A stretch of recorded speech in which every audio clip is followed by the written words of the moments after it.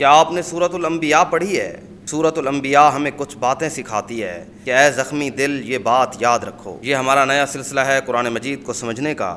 اگر آپ قرآن سمجھنا چاہتے ہیں تو ہمارے ساتھ جڑے رہیے، آپ تفسیر قرآن سیکھیں گے۔ سورۃ الانبیاء کہتی ہے کہ اے زخمی دل یہ بات یاد رکھو، آپ چاہے اللہ کے لاڈلے بھی ہوں، دنیا پھر بھی آپ کو پتھر مار سکتی ہے۔ ہم سمجھتے ہیں کہ شاید اللہ کسی سے محبت کرے تو اس کی دنیا کی زندگی آسان ہو جانی چاہیے، مگر جب آپ سورۃ الانبیاء پڑھتے ہو تو آپ کو احساس ہوتا ہے کہ اللہ کے سب سے محبوب بندے بھی آزمائشوں سے گزرتے تھے۔ ہم نے اس صورت میں دیکھا حضرت ابراہیم علیہ السلام کو کہ وہ اللہ کے دوست تھے مگر انہیں آگ میں پھینک دیا گیا، صرف اس لیے کہ وہ سچ پر کھڑے تھے۔ تو پھر تم خود فیصلہ کرو کہ جب اللہ کے دوست کو آگ میں پھینکا جا سکتا ہے تو پھر تم کیوں حیران ہوتے ہو کہ تم اللہ سے بھی جڑے ہو اور پھر مشکلیں بھی آتی ہیں۔ پھر حضرت ایوب علیہ السلام کو اس صورت میں دیکھو کہ جن کے صبر کو قیامت تک کے لیے مثال بنا دیا گیا، انہوں نے ناشکری نہیں کی، وہ اللہ سے شکایتیں نہیں کرتے تھے۔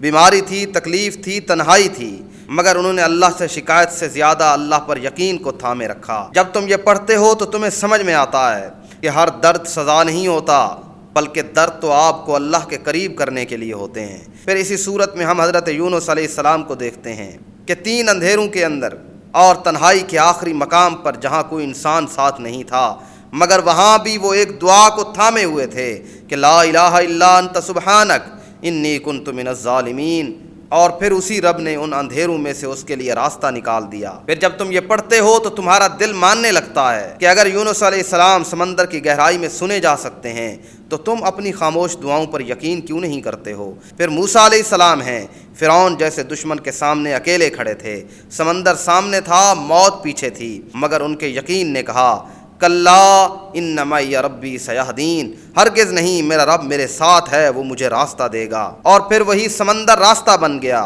جو کچھ لمحے پہلے خوف لگ رہا تھا۔ یہ صورت پھر ہمیں سکھاتی ہے کہ یہ صرف قصے نہیں ہیں، یہ نصیحتیں ہیں، یہ ٹوٹے ہوئے دل کے لیے تسلیاں ہیں کہ اللہ کا محبوب ہونا دنیا کی آزمائشوں سے بچ جانا نہیں ہوتا، کہ کبھی کبھی آزمائشیں تو انہی لوگوں کے حصوں میں آتی ہیں جنہیں اللہ تعالیٰ اپنے زیادہ قریب رکھنا چاہتے ہیں۔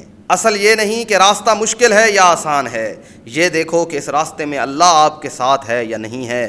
اگر اللہ آپ کے ساتھ ہے تو پھر آگ بھی ٹھنڈی ہو سکتی ہے، سمندر بھی راستہ دے سکتا ہے، مچھلی کا پیٹ بھی نجات کی جگہ بن سکتا ہے۔ اور آخر میں سورۃ الانبیاء یہی سکھاتی ہے کہ اگر اللہ کے انبیاء پتھروں، آگ، تنہائی اور آنسوں سے گزر سکتے ہیں اور اس کے باوجود وہ اللہ کی نظر میں کامیاب ترین لوگ ہیں، تم ان کا نام پڑھ کے درود و سلام پڑھتے ہو، تو تمہاری آزمائش بھی تمہارے خاتمے کے لیے نہیں ہے، بلکہ شاید یہ بھی تمہاری بلندی کی نشانی ہو سکتی ہے۔